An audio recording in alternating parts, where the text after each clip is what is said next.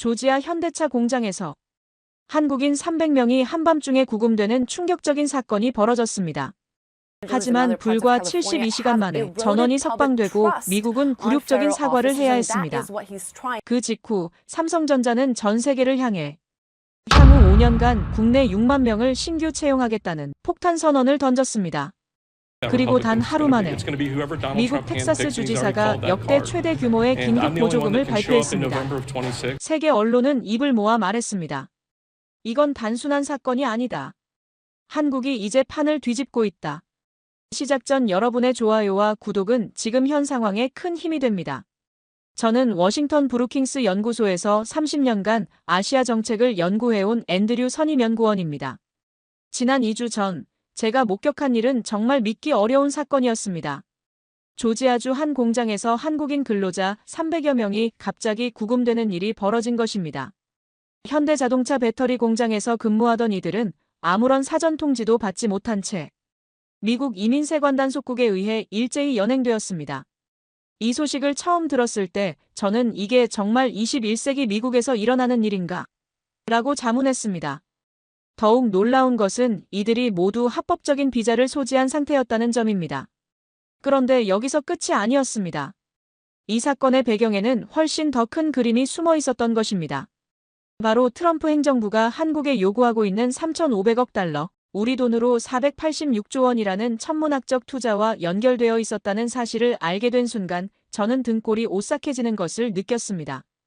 한국의 연구진과 함께 분석한 결과 이번 사건은 단순한 이민 단속이 아니라 체계적이고 계획적인 압박의 일환이었음이 드러났습니다.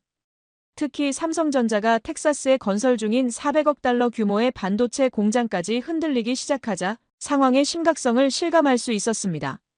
오늘 제가 여러분께 들려드릴 이야기는 한 나라가 또 다른 나라에게 어떻게 무리한 요구를 하다가 오히려 역풍을 맞게 되었는지에 대한 스토리입니다.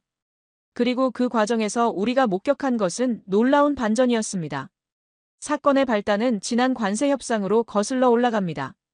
협상 타결 한 달 반이 지났음에도 불구하고 미국 측이 제시한 조건들을 보고 저는 솔직히 경악했습니다. 산업통상부 장관과 미국 상무장관의 만남은 계속해서 성과 없이 끝나고 있었습니다. 그 이유를 알아보니 미국이 한국에 요구한 내용이 상식을 벗어난 수준이었기 때문입니다. 첫 번째 요구사항부터 충격적이었습니다. 한국이 투자하기로 한 3,500억 달러를 투자용 법인에 현금으로 직접 투자하라는 것입니다. 여기서 주목할 점은 투자처는 미국이 일방적으로 결정하고 한국 정부는 45일 안에 무조건 돈을 송금해야 한다는 조건이었습니다. 만약 거부할 경우 관세가 다시 부과된다는 협박까지 포함되어 있었죠. 3,500억 달러가 얼마나 큰 금액인지 구체적으로 설명드리자면 이는 내년 한국 정부 예산의 약 66%에 해당하는 금액입니다. 한국의 1, 2위 기업인 삼성전자와 현대자동차의 지난해 매출을 합친 것보다도 많은 규모입니다. 더욱 가관인 것은 수익 배분 구조였습니다. 초기에는 한국과 미국이 5대5로 수익을 나누다가 한국의 투자금 회수가 완료되면 미국이 90%를 가져가겠다는 조건이었습니다. 쉽게 말해 투자 실패의 모든 위험은 한국이 감수하되 성공할 경우의 이익은 대부분 미국이 챙기겠다는 뜻입니다. 한국의 통상 관계자는 이러한 미국의 요구에 대해 국내 제도상 수용하기 어렵다는 입장을 분명히 했습니다. 막대한 달러를 조달하는 것도 어려울 뿐더러 지분을 갖는 직접 투자 방식은 실패할 경우 모든 돈을 잃게 되는 구조이기 때문입니다. 흥미롭게도 이런 무리한 요구에 대해 미국 내부에서도 비판의 목소리가 나왔습니다. 미국 경제정책연구센터의 딘 베이커 박사는 한국과 일본이 이런 합의를 수용하는 것은 어리석다며 차라리 그 돈으로 1만 개 수출 기업과 노동자를 지원하면 훨씬 더 유리할 것이라고 공개적으로 비판했습니다. 그런데 여기서 정말 소름 끼치는 분석이 나왔습니다.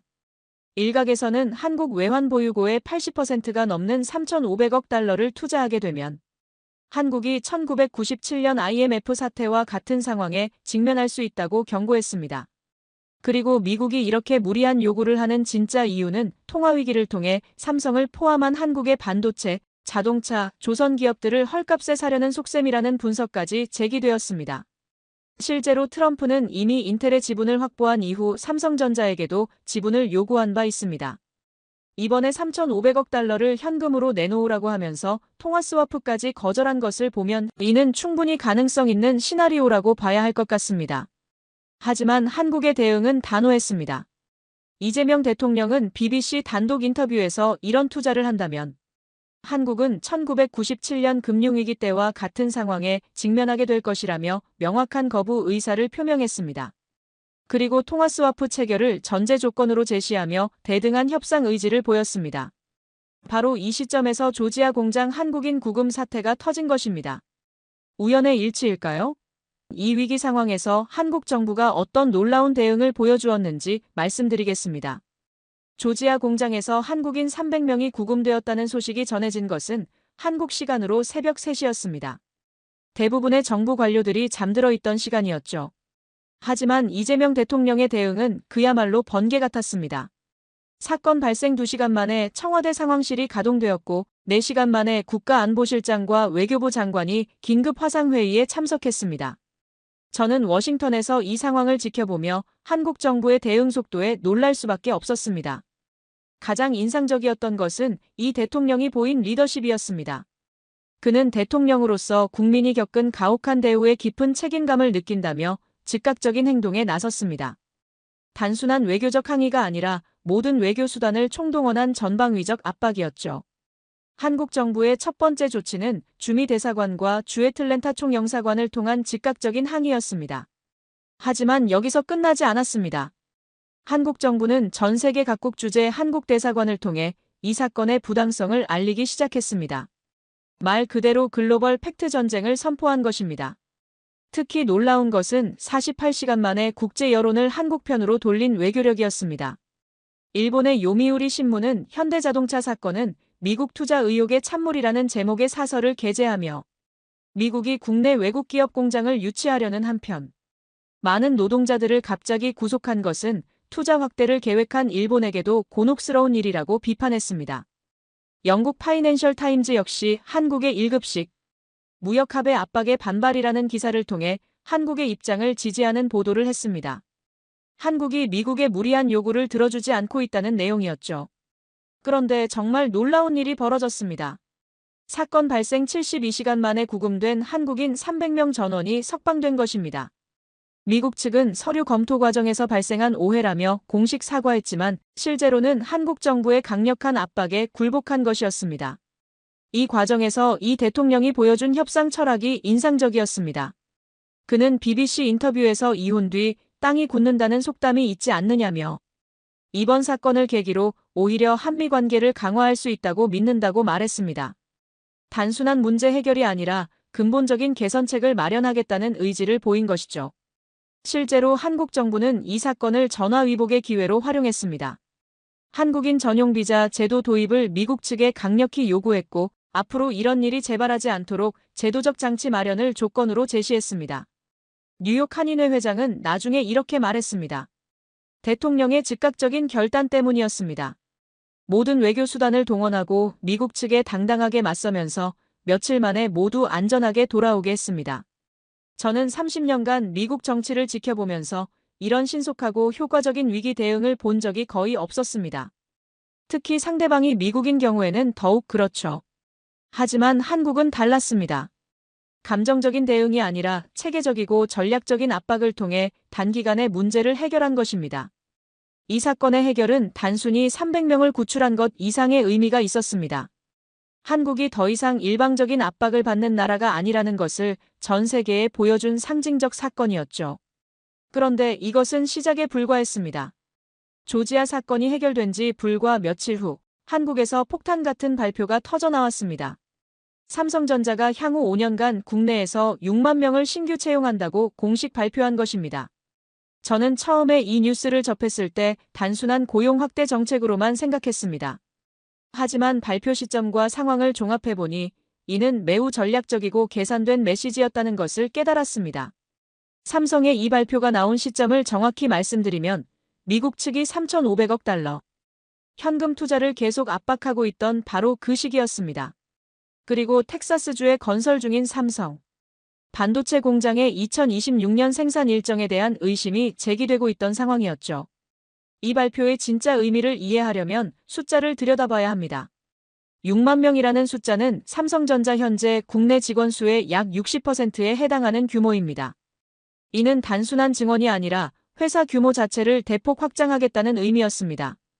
더욱 주목할 점은 채용 분야였습니다. 반도체 R&D, AI 연구, 차세대 디스플레이 기술 등 첨단 기술 분야에 집중된 채용이었던 것이죠. 이는 미국에 의존하지 않고도 독자적으로 기술 발전을 이어가겠다는 강력한 메시지였습니다. 미국 사업 확장이 2026년 생산 일정을 지연시킬 수 있는 예상치 못한 난관에 직면했다고 분석했습니다. 한국인 근로자에 대한 이민 단속으로 촉발된 비자 위기가 반도체 산업 전반에 파급 효과를 미치고 있다는 것이었죠. 하지만 삼성만이 아니었습니다. 현대자동차도 비슷한 시기에 국내 신규 채용을 대폭 늘리겠다고 발표했습니다. SK그룹 역시 마찬가지였죠. 마치 사전에 조율이라도 한 듯 한국의 주요 기업들이 일제히 국내 회귀 신호를 보낸 것입니다. 이러한 연이은 발표들을 지켜본 미국 현지의 반응은 가히 충격적이었습니다. 특히 텍사스주의 당황은 이루 말할 수 없었죠.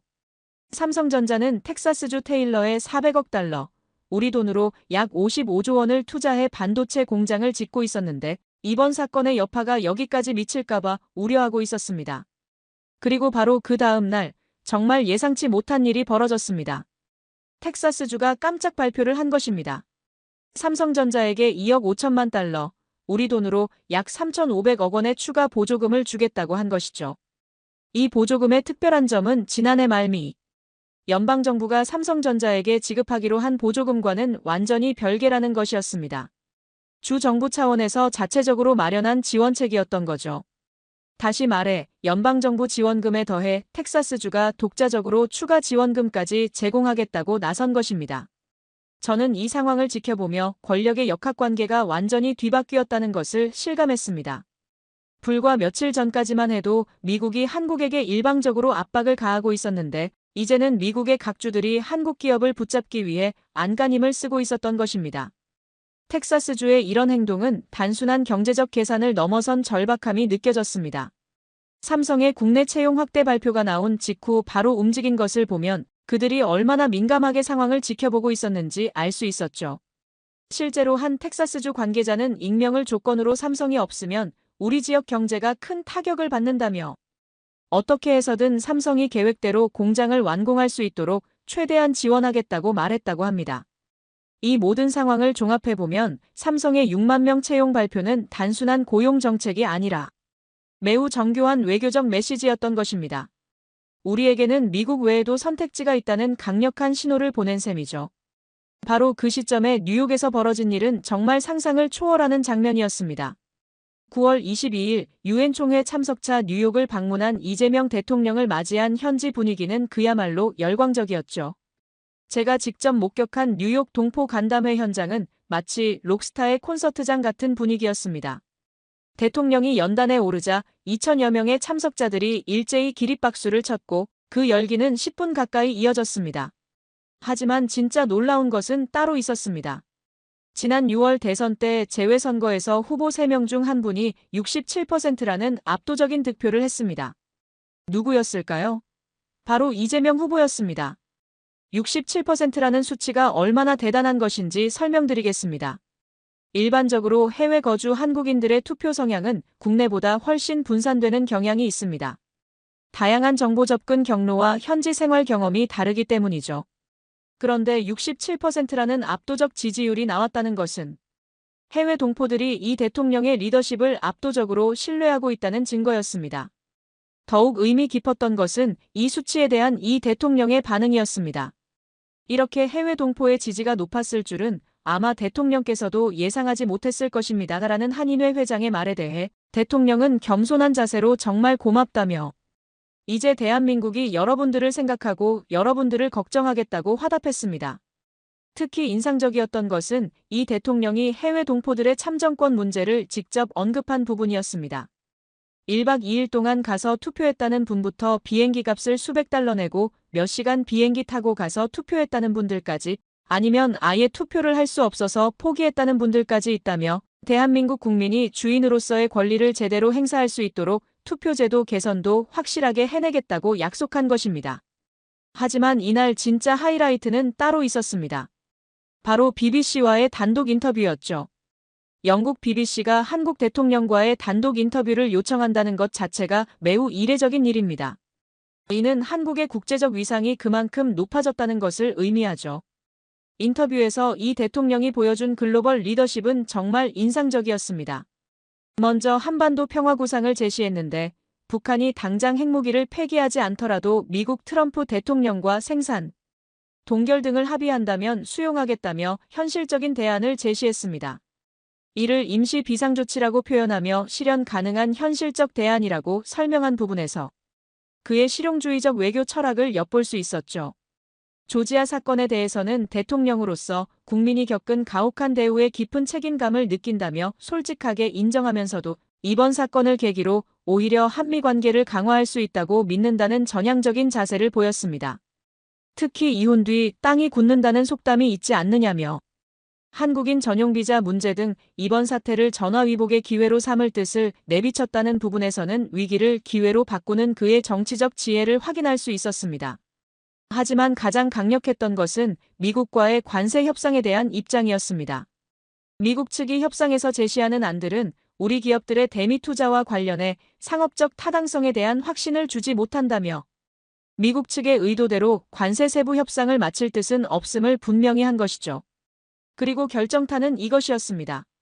미국이 요구하는 대로 3,500억 달러를 인출해 미국에 현금으로 투자한다면 한국은 1997년 금융위기 때와 같은 상황에 직면하게 될 것이라며 한미 양국의 통화스와프 체결을 거듭 강조한 것입니다. 이 BBC 인터뷰는 전 세계로 생중계되었고 국제 언론들의 주목을 받았습니다.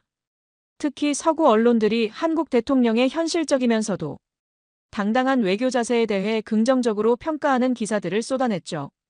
저는 이 모든 상황을 지켜보며 한 가지 확신을 갖게 되었습니다. 이것은 더 이상 일방적인 압박과 굴복의 관계가 아니라는 것이었죠. 한국은 이제 당당한 협상 파트너로서 자신의 목소리를 내고 있었고 국제사회 역시 그런 한국을 인정하고 있었습니다.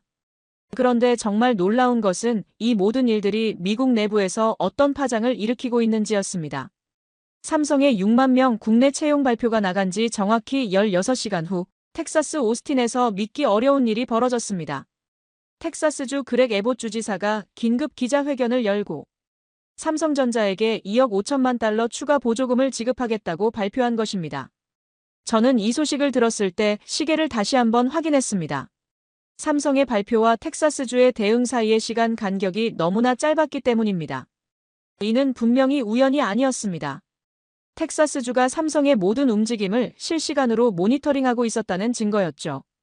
2억 5천만 달러, 우리 돈으로 약 3,500억 원이 어떤 의미인지 설명드리겠습니다. 이는 텍사스주가 한 기업에게 지급하는 단일 보조금으로는 역대 최대 규모였습니다. 더욱 놀라운 것은 이것이 기존 연방정부 지원금과는 완전히 별개라는 점이었습니다. 에봇 주지사는 기자회견에서 이번 보조금은 지난해 말미 행정부가 삼성전자에게 지급하기로 한 보조금과는 별개로 주정부 차원의 지원책이라고 강조했습니다. 다시 말해 연방정부가 이미 약속한 지원금에 더해서 텍사스주가 독자적으로 추가 지원금을 제공하겠다는 것이었죠. 하지만 여기서 정말 주목할 점은 발표의 타이밍과 톤이었습니다. 주지사의 표정에서는 여유로움보다는 절박함이 느껴졌습니다. 그는 삼성은 텍사스에게 너무 중요한 파트너라며 어떤 일이 있어도 계획대로 공장 건설을 완료할 수 있도록 최대한 지원하겠다고 말했습니다. 텍사스주 내부 사정을 알고 있는 관계자는 익명을 조건으로 이렇게 전했습니다. 삼성의 6만 명 국내 채용 발표를 보고 주지사실이 완전히 뒤집어졌다. 혹시 삼성이 텍사스 프로젝트를 축소하거나 연기하는 것은 아닌지 우려가 컸다. 그래서 바로 긴급회의를 열고 추가 인센티브를 준비했다. 실제로 삼성 텍사스 공장의 경제적 파급 효과를 분석해보면 텍사스주의 이런 절박함을 이해할 수 있습니다. 400억 달러 투자는 텍사스 지역 경제에 직접적으로 약 2만 개의 일자리를 창출하고 간접적으로는 8만 개 이상의 연관 일자리를 만들어낼 것으로 예상됩니다. 더욱 중요한 것은 첨단 반도체 기술이 가져다주는 장기적 효과입니다. 삼성 공장 주변으로 관련 협력 업체들이 몰려들면서 텍사스가 실리콘밸리의 버금가는 반도체 허브로 발돋움할 수 있는 기회이기 때문입니다. 그런데 텍사스만 움직인 것이 아니었습니다. 조지아주는 더욱 극적인 반응을 보였습니다. 한국인 300명을 구금했던 바로 그 조지아주에서 한국인이 없으면 안 된다며 비명을 지르기 시작한 것입니다. 조지아주 브라이언 캠프 주지사는 급히 한국 총영사관에 연락을 취해 사과와 함께 재발 방지 약속을 전달했습니다. 더 나아가 한국 기술자들이 다시 돌아올 수 있도록 모든 지원을 아끼지 않겠다는 메시지까지 보냈죠. 조지아주 상황은 정말 아이러니했습니다. 불과 며칠 전까지만 해도 한국인들을 구금하며 강경한 모습을 보였던 곳에서 이제는 한국 기업과 기술자들이 떠날까봐 전전긍긍하고 있었던 것입니다. 이런 상황을 지켜본 미국 경제 전문가들의 분석이 흥미로웠습니다. 브루킹스 연구소의 한 선임 연구원은 이미 반발이 일어나고 있다며 한국 기업, 특히 전기차 배터리 및 자동차 산업 기업들은 미국에 대한 추가 투자를 꺼릴 가능성이 있다고 경고했습니다. 실제로 한국 기업들을 대상으로 실시한 한 설문조사에 따르면 응답자의 57%가 미국에서 진행 중인 프로젝트를 조정하는 것을 고려하고 있다고 답했습니다. 이는 미국 각 주에게는 매우 심각한 신호였죠. 특히 주목할 점은 이런 상황이 2025년 중간선거와 맞물려 있다는 것입니다. 조지아주는 대표적인 경합주로 내년 중간선거에서 주지사가 바뀔 가능성이 높습니다. 현재는 공화당 주지사이지만 트럼프 행정부에 대한 불만이 폭발하면서 민주당으로 바뀔 가능성이 커졌다는 분석이 나오고 있습니다.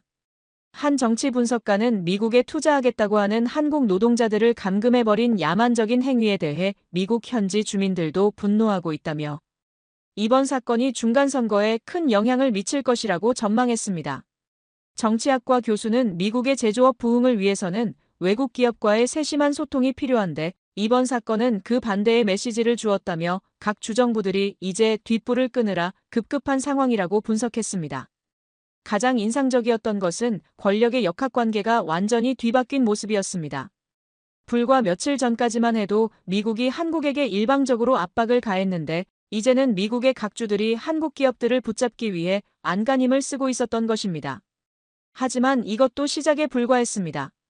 진짜 충격적인 사실은 미국 제조업의 구조적 문제가 그 다음에 적나라하게 드러났다는 것입니다.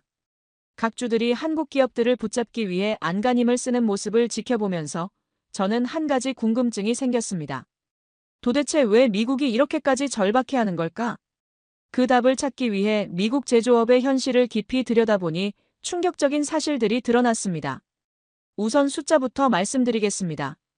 컨설팅 기업 딜로이트가 지난해 발표한 미국 제조업 보고서는 인력 공백이 얼마나 심각한지를 적나라하게 보여줍니다. 2033년까지 미국 제조업 분야에서 약 380만 개의 신규 일자리가 창출될 것으로 전망되지만 실제로 채워질 수 있는 일자리는 그 절반인 190만 개에 불과할 것으로 예상된다는 것입니다. 이는 단순한 인력 부족이 아닙니다. 190만 개의 일자리가 영영 채워지지 않을 수도 있다는 의미입니다. 미국 제조업이 성장하고 싶어도 사람이 없어서 성장할 수 없는 구조적 한계에 직면해 있는 것이죠. 더욱 충격적인 것은 젊은 세대의 제조업에 대한 인식이었습니다. 최근 미국 Z세대 2,000명을 대상으로 조사한 결과 교육 후 제조업 직장을 선택하겠다고 답한 비율은 고작 14%에 그쳤습니다. 10명 중 8명 이상이 제조업을 기피하고 있다는 뜻입니다. 한 미국 기업 경영자는 이런 상황을 이렇게 토로했습니다. 최근 사람을 구하기가 너무 어렵다. 요즘 젊은이들은 암호화폐나 인공지능에 관심이 많고 제조업은 더러운 일이라고 생각한다. 이런 인식의 배경에는 미국이 지난 수십 년간 겪어온 탈공업화 과정이 있습니다. 미국은 선진국 중에서 탈공업화가 가장 많이 진행되어 제조업 고용이 전체에서 차지하는 비율이 10%를 밑돕니다. 제조업을 과거의 산업, 낙후된 산업으로 인식하는 사회적 분위기가 형성된 것이죠. 그런데 여기에 트럼프의 정책이 더욱 악재로 작용했습니다. 퓨리서치 센터에 따르면 트럼프 대통령의 올해 두 번째 임기를 시작하며 대량 추방을 공약한 이후 1월부터 7월까지 미국은 120만 명 이상의 이민자 노동력을 잃었습니다. 트럼프의 계획대로 이민자들을 몰아내고 새롭게 만들어지는 일자리에 미국인들이 고용되면 좋겠지만 현실은 그렇지 않습니다. 미국 젊은이들은 제조업을 기피하고 기존 미국인 근로자들만으로는 첨단 기술을 요구하는 현대 제조업을 감당할 수 없는 상황입니다. 조지아 현대공장 사건이 이런 현실을 적나라하게 보여주었습니다. 최첨단 전기차 배터리를 생산하기 위한 공장 건설 현장에서 미국의 백인 근로자는 거의 찾아볼 수 없었습니다. 대신 한국에서 온 숙련된 기술자들이 핵심 역할을 담당하고 있었죠. 사건 이후 트럼프가 보인 반응이 이 모든 것을 말해줍니다.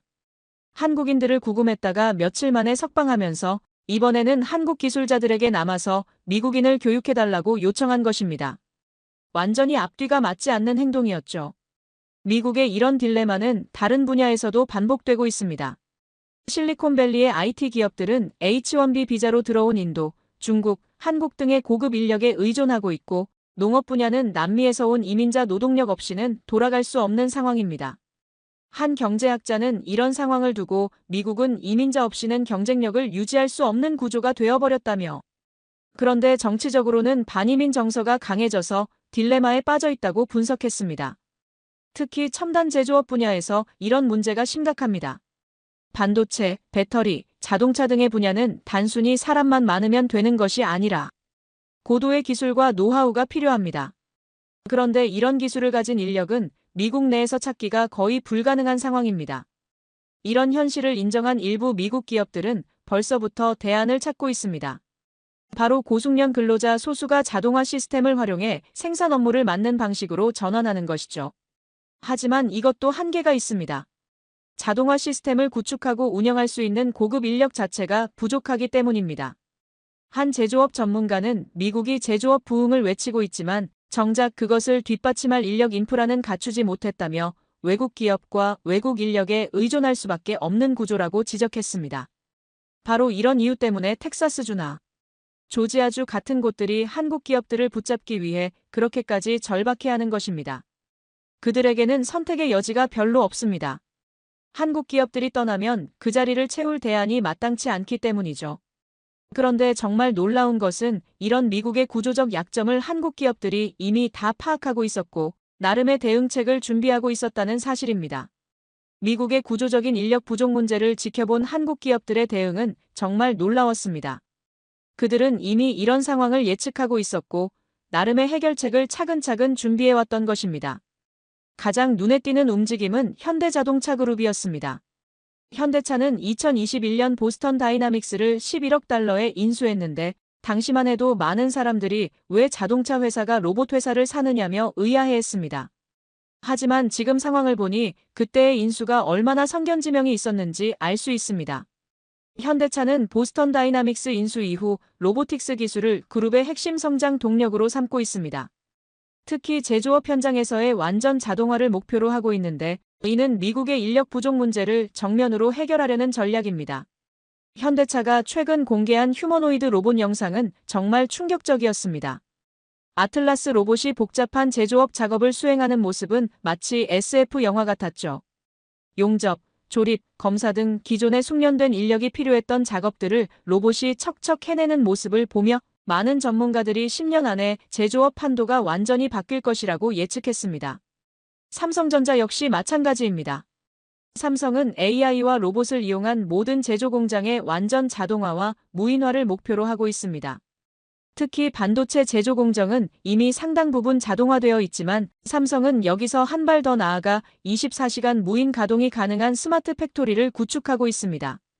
삼성이 최근 투자한 AI 로봇 기술들을 보면 그 수준을 실감할 수 있습니다. 반도체 웨이퍼를 다루는 로봇팔의 정밀도는 사람보다 10배 이상 정확하고 24시간 연속 작업해도 피로하지 않습니다. 더 중요한 것은 학습 능력입니다. AI가 탑재된 제조 로봇들은 작업을 반복할수록 더욱 정교해지고 효율적이 됩니다. 한 로봇공학 전문가는 현재 한국 기업들이 개발하고 있는 휴머노이드 로봇의 수준은 상상을 초월한다며 앞으로 인간을 대신할 것이라는 예상을 쉽게 하게 만든다고 평가했습니다. 실제로 최근 공개된 영상들을 보면 정말 놀라운 수준입니다. 로봇이 복잡한 자동차 조립 라인에서 인간과 똑같이 작업하고 심지어 예상치 못한 상황에 대해서도 스스로 판단해서 대응합니다. 어떤 로봇은 부품의 미세한 결함까지 감지해서 불량품을 골라내는 능력을 보여주기도 했죠. 이런 기술 발전을 지켜본 네티즌들의 반응도 흥미로웠습니다. 저런 로봇이 24시간 내내 일한다면 10년 안에 대규모 실업자가 쏟아질 것이다라는 우려 섞인 댓글부터 이제 미국이 한국인 기술자들을 구금할 이유도 없어지겠네라는 냉소적인 반응까지 다양했습니다. 하지만 한국 기업들의 진짜 의도는 따로 있었습니다. 미국에 공장을 지어도 트럼프의 발언대로 미국 노동자들로 채우지 못할 것이라면 아예 고숙련 소수 인력과 로봇으로 대량 생산해내는 시스템을 구축하겠다는 것이었습니다. 현대차의 한 관계자는 익명을 조건으로 미국 현지에서 숙련된 노동자를 구하기 어려운 상황이라면 우리가 가진 로봇 기술로 해결할 수 있다며 오히려 인건비 걱정 없이 24시간 생산이 가능해져서 더 효율적일 수도 있다고 말했습니다. 실제로 한국 기업들이 그리고 있는 미래 공장의 모습은 기존과 완전히 다릅니다. 거대한 공장 안에서 수백 대의 로봇들이 조화롭게 움직이며 제품을 생산하고 소수의 한국인 엔지니어들이 전체 시스템을 모니터링하고 관리하는 구조입니다. 이런 구상이 현실화되면 미국의 일자리 정책에도 큰 변화가 필요할 것입니다. 트럼프가 약속한 제조업 일자리 부활은 의미가 없어질 수도 있기 때문입니다. 로봇이 대부분의 일을 하는데 굳이 미국인을 고용할 필요가 없어지는 것이죠. 더욱 흥미로운 것은 이런 기술 발전이 협상력에도 영향을 미치고 있다는 점입니다. 한국 기업들이 미국인 노동자가 필요 없다는 카드를 갖게 되면서 미국 정부의 압박에 대해 더욱 당당하게 대응할 수 있게 된 것입니다. 한 경제 전문가는 한국 기업들이 AI와 로봇 기술을 통해 완전히 새로운 게임의 룰을 만들어가고 있다며 이는 단순히 기술 발전이 아니라 경제적, 외교적 패러다임의 변화라고 분석했습니다. 실제로 삼성이나 현대차가 미국에 짓는 공장들이 완전 자동화되면 미국 정치인들이 일자리 창출을 근거로 한국에 압박을 가하기도 어려워집니다. 오히려 첨단 기술 이전이라는 새로운 가치를 제공하는 것이 되기 때문이죠. 하지만 가장 주목할 점은 이 모든 기술 발전이 단순히 미국을 의식한 것이 아니라는 사실입니다. 한국 기업들은 이미 글로벌 시장을 염두에 두고 미래를 준비하고 있었고 미국의 압박은 오히려 그런 계획을 앞당기는 계기가 된 셈입니다. 그리고 마침내 이 모든 변화의 정점에서 한국이 세계를 무대로 펼칠 역사적인 순간이 다가오고 있습니다. 한 달 뒤 한국에는 역사적인 순간이 기다리고 있습니다. 바로 2025년 10월 31일부터 11월 1일까지 경상북도 경주에서 열릴 제33차 아시아태평양경제협력체 APEC 정상회의입니다. 저는 이 소식을 처음 들었을 때 소름이 돋았습니다. 조지아 공장에서 한국인들이 구금당했던 바로 그 시점에 한국은 아시아태평양 21개국 정상들을 한자리에 모을 준비를 하고 있었던 것입니다. 이보다 극적인 반전이 또 있을까요? 경주 APEC은 단순한 국제회의가 아닙니다. 미국의 트럼프 대통령, 중국의 시진핑 주석, 일본 총리 등 세계 경제를 좌우하는 핵심 인물들이 모두 한국 땅을 밟게 되는 역사적 순간입니다. 총 2만여 명의 각국 대표단과 경제인, 언론인들이 경주로 몰려들 예정이죠. 가장 상징적인 것은 장소입니다. 천년고도 경주, 신라 천년의 문화유산이 살아 숨쉬는 그곳에서 21세기 아시아태평양의 미래를 논의하게 되는 것입니다. 경주 보문단지 국제회의복합지구에서 펼쳐질 이 회의는 한국의 과거와 미래를 동시에 보여주는 무대가 될 것입니다. 주요 의제들을 보면 한국이 얼마나 미래를 준비하고 있는지 알 수 있습니다. 디지털 전환과 공급망 복원력, AI와 에너지, 기후위기와 혁신 성장, 포용적 무역 촉진과 경쟁력 강화 등이 핵심 논의 사항입니다. 이는 바로 앞서 우리가 봤던 한국 기업들의 AI 로봇 기술, 반도체 기술력, 그리고 지속 가능한 성장 모델과 직결되는 주제들입니다. 상상해 보십시오. 며칠 전까지만 해도 한국에 486조 원을 현금으로 내놓으라며 압박했던 트럼프 대통령이 이제는 한국이 주최하는 국제회의에 참석차 경주를 방문하게 되는 것입니다. 한국인 300명을 구금했다가 며칠 만에 석방할 수밖에 없었던 미국의 대통령이 한국 대통령이 의장을 맡는 회의에서 한국의 리더십을 인정하게 되는 상황입니다. 중국의 시진핑 주석 역시 마찬가지입니다. 그동안 한반도 문제에서 자신들이 주도권을 쥐고 있다고 생각했던 중국이 이제는 한국이 제시하는 평화 구상과 경제 협력 방안에 귀를 기울여야 하는 입장이 된 것이죠. 일본은 더욱 복잡한 심정일 것입니다. 요미우리 신문이 현대자동차 사건은 미국 투자 의혹의 찬물이라며 한국을 지지하는 사설을 냈던 그 일본이 이제는 경주에서 열리는 회의에서 한국의 주도하에 미래 협력 방안을 논의해야 합니다. 특히 주목할 점은 이번 에이펙에서 논의될 한미 한중한일 정상급 다자 외교입니다. 이는 한국이 단순히 회의 주최국이 아니라 아시아 태평양 지역의 실질적 리더로 인정받고 있다는 증거입니다. 미국과 중국 사이에서, 중국과 일본 사이에서 균형자 역할을 하며 지역 평화와 번영을 이끌어가는 중심축이 된 것이죠.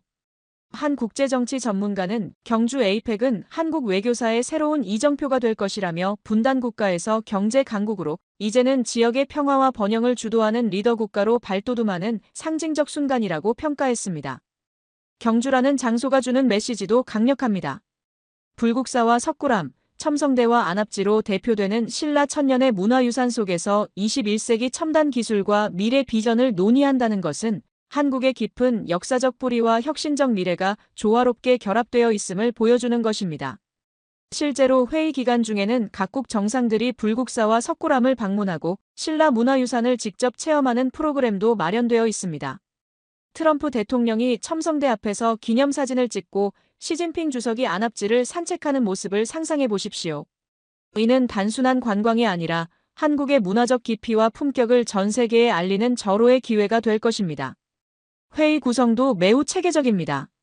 정상회의 본회의뿐만 아니라 각국 경제인 자문회의인 CEO 서밋, 에너지 통상 디지털 등 분야별 장관급 회의, 그리고 문화관광 행사까지 포괄적으로 진행됩니다. 이는 한국이 단순히 정치적 리더십뿐만 아니라 경제, 기술, 문화 모든 영역에서 아시아 태평양을 이끌어갈 준비가 되어 있다는 것을 보여주는 것입니다. 특히 CEO 서밋에서는 삼성, 현대차, SK 등 한국 기업들의 AI와 로봇 기술, 반도체와 배터리 기술이 집중 조명될 예정입니다. 며칠 전까지만 해도 미국의 압박에 시달렸던 이 기업들이 이제는 전 세계 경제인들 앞에서 미래 기술을 선도하는 글로벌 리더로 인정받게 되는 것이죠.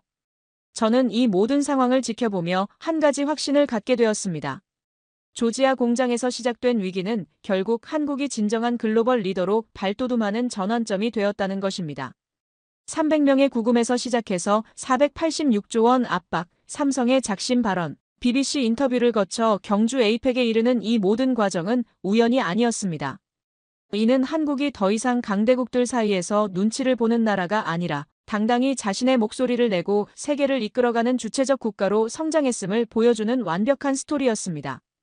2025년 10월 31일 경주에서 펼쳐질 그 역사적 순간을 상상해 보십시오. 1000년 전 신라가 동아시아 문명의 중심지였듯이 이제 대한민국이 아시아 태평양의 새로운 중심으로 우뚝 서는 모습을 전 세계가 목격하게 될 것입니다. 이것이 바로 위기를 기회로, 압박을 성장의 동력으로 바꾼 한국의 진짜 힘입니다. 조지아 공장에서 구금당했던 300명의 한국인들이 보여준 것은 단순한 피해가 아니라 세계가 한국 없이는 돌아갈 수 없다는 현실이었습니다.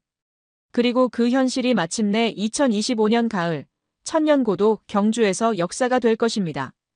시청해주셔서 감사합니다. 여러분의 좋아요와 구독은 영상 제작에 큰 힘이 됩니다.